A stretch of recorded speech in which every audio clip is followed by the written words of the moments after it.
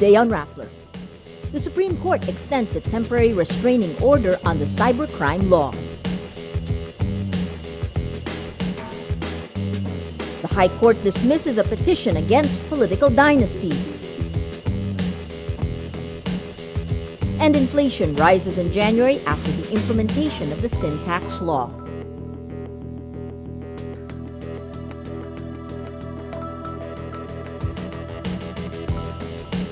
Hello, I'm Maria Ressa. Welcome to Rappler, your social news network. The Supreme Court on Tuesday extends its temporary restraining order on the controversial cybercrime law. The extension comes a day before the 120-day TRO it issued in October last year lapses on February 6. The court's Public Information Office says the extension covers an indefinite period. A total of 15 petitions are filed with the High Court questioning the constitutionality of the law. Among other provisions, the law criminalizes libel, increases penalties of crimes under the revised penal code to 1 degree, and allows government agencies to collect traffic data. Critics slam the law for its ambiguities and the power it grants the Justice Department. The Supreme Court on Tuesday dismisses a petition filed by a senatorial candidate against political dynasties. Senatorial candidate Ricardo Penson filed a petition on January 28, urging the court to require lawmakers to enact a law against political dynasties. The Supreme Court cites the same reasons it used to junk a similar petition filed by businessman Luis Biraoga. In its decision January 8 on the Biraoga case, the Supreme Court says the prohibition of political dynasties needs an enabling law as stated in Section 26, Article 2 of the Constitution. The provision specifies, quote, "The state shall guarantee equal access to opportunities for public service and prohibit political dynasties as may be defined by law." Police say clashes between the Moro National Liberation Front and the Abu Sayyaf group displaced 2,000 people, or about 349 families in Sulu. They are now in evacuation centers in Patikul town. Sulu provincial spokesman Sunny Abing III says the displaced families are from the villages of Danag, Kaunayan, and Buhanginan. The MNLF says at least 50 died in the clashes that began Saturday night after the release of 2 Filipinos kidnapped by the Abu Sayyaf. But the police and military say 21 are killed, 13 from the Abu Sayyaf. The MNLF signed a peace agreement with the government under then-President Fidel Ramos in 1996. A senior leader of the MNLF's Islamic Command Council calls on their chief, Nur Miswari, to intervene in the unrest. A Malaysian court sentences Aman Futures head Manuel Amalillo to 2 years in prison for carrying a fake Philippine passport. The verdict favors Amalillo because it reinforces his claim that he is a Malaysian citizen. The Philippine government wants Amalillo tried in Manila on charges he duped hundreds of investors in a pyramid scam. Philippine officials also insist Amalillo is a Filipino citizen. Inflation rises in January because of the implementation of the sin tax law. Data from the National Statistics Office show the law pushed up prices of tobacco and alcohol when it took effect January 1. Inflation, or the rise in the cost of goods and services, increases to 3% in January from 2.9% in December 2012. The January figure is the highest since October 2012's 3.1%. The NSO says the Alcoholic Beverage and Tobacco Index registers a double-digit growth of 17.3% in January against 5.1% in December 2012. Indonesia reports its economy grows 6.23% in 2012, supported by strong private consumption and investment. But the economy slowed because of the ongoing global financial crisis. Indonesia's full-year growth figure falls short of government forecasts of 6.5% growth and the central bank's estimate of 6.3%. Indonesia is considered by business news site MarketWatch as one of Asia's next tiger economies, along with the Philippines, which grows 6.6% in 2012, exceeding forecasts and placing it among Asia's best-performing economies. The Philippine Coast Guard agrees to the U.S. Navy's plan to pull out the USS Guardian stuck into Bataha Reef by cutting the ship into pieces. The PCG says the plan to dismantle the minesweeper and transfer the sections to a barge using giant cranes is still being reviewed. Final approval for the salvage operation is on hold. The Coast Guard says the Singapore-based SMIT Borneo may not be allowed to anchor close to the USS Guardian. PCG spokesman Commander Armando Balilo says, quote, it may cause even more damage. The SMIT Borneo arrived in the Philippines Sunday and is on its way to Tubataha from Puerto Princesa, Palawan. A second crane from Singapore is expected to arrive in the next few days to assist in the salvage operation. The U.S. ship ran aground on January 17th inside the protected area of the UNESCO World Heritage Site. Tokyo summons China's envoy Tuesday to protest what it says is another incursion into its territorial waters in the East China Sea.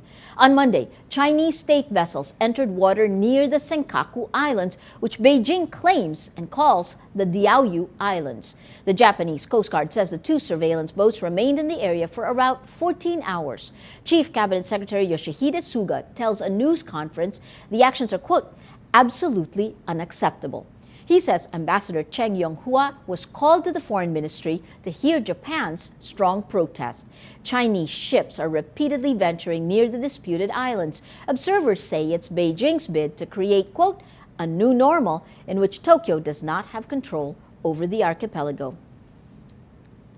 Well, let's now look at Rappler's Wrap for today, a list of the 10 most important events around the world you shouldn't miss.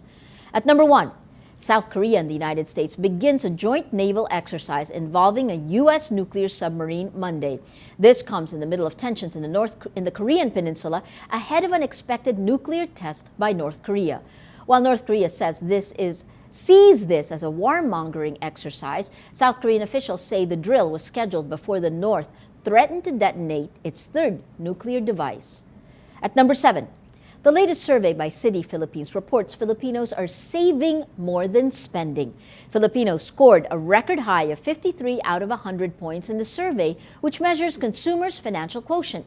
The results, 9 out of 10 Filipinos set a budget and 65% of them are sticking to it. At number 9, after 3 months away from the public eye, Cuba's revolutionary leader Fidel Castro surprises his countrymen by voting in legislative elections. Stooped and using a cane, Castro casts his ballot at a school in Havana and speaks with reporters at the polling station for more than an hour. And at number 10, scientists confirm on Monday that a skeleton found under a parking lot in Leicester, England, belongs to King Richard III. He's widely depicted as one of history's most notorious villains. Shakespeare immortalized him in the play Richard III. The skeleton, squashed into a grave too small for the body, had 10 wounds, 8 on the skull and 2 on the body. For the full top 10, visit Rappler.com's The Wrap. Ad placements on America's Super Bowl are prime spots. But 2 companies, agile on their feet, adapt to the situation, transforming a bad situation into a great opportunity. Josh Villanueva reports. From the advertising point of view, TV ads during last Sunday's Super Bowl are nearly as important as the game itself. The commercials went for as high as $4 million for a 30-second spot, but social media is changing the advertising landscape. Take the case of little-known home soda maker SodaStream. The company's Super Bowl ad, which took digs at other Super Bowl sponsors Coke and Pepsi, was rejected by CBS, the network which airs the game. But interest surrounding the ad named Game Changer catapults the unaired ad to over 4 million views on YouTube. That's a view for every dollar the company was supposed to spend for that 30-second spot. Except that they didn't spend a cent. Another brand that took advantage of social media to great success was Oreo. Taking advantage of the 34-minute power outage at the middle of the game, the cookie company was quick to tweet a photo that said, "Power out? No problem, you can dunk in the dark." The tweet was retweeted more than 15,000 times and received more attention than Oreo's own Super Bowl commercial. Both cases show how, if done right, social media can be used to turn lemons into lemonade. Josh Villanueva, Rappler. Well, here's another way to get the public's attention. PETA taps nude models to push the transfer of elephant Molly from the Manila Zoo to a sanctuary in Thailand. Catherine Visconti reports. She's nearing 40. She has arthritis. She has more wrinkles than we can count, and she's already gray. But then she's an elephant. Okay, good. Okay. Still, Molly's not hiding anything, and neither are these 9 models. They're bearing it all to support her. I put myself in her shoes. or in her feet, rather. Activists from the People for the Ethical Treatment of Animals, or PETA, stage a photo shoot with nude models to draw attention to their campaign for Molly. They want to move her from her home in the Manila Zoo to a sanctuary in Thailand. PETA knows nudity gets people's attention. So much for us being the more evolved species. Naked never fails, and plain and simple, it draws attention to the issue. PETA enjoys a long line of celebrities posing nude for its causes. The I'd Rather Go Naked Than Wear Fur campaign includes Eva Mendes, Khloe Kardashian, and Holly Madison. It's a tactic they are more than willing to use in the Philippines. 9 Filipino models say they're happy to help, even if it means showing a little skin. Since we're such a conservative country, and the shock factor, that'll definitely draw some attention. The nude photo shoot is the latest stint in a battle for public sentiment. The activists say female elephants are social creatures who live in herds. Molly has been cooped up alone in this zoo for 3 decades, but zoo veterinarians say she's too old to travel. Lifespan of a captive Asian elephant is 42. So she's a geriatric, or what you may call a senior citizen. Okay, so there is a problem of transporting her. We believe that it is not safe for her to be transported with this age. It's a battle for public opinion that's only heating up. For both sides, it's time to discuss the naked elephant in the room. Catherine Visconti, Rappler, Manila. Every story on Rappler has a mood meter which gives you 8 emotions to choose from. Click how you feel and your vote comes down to the mood navigator in the middle of the front page, which crowdsources the mood of the day. It also gives you the top 10 stories that have gotten the most votes on their mood meters.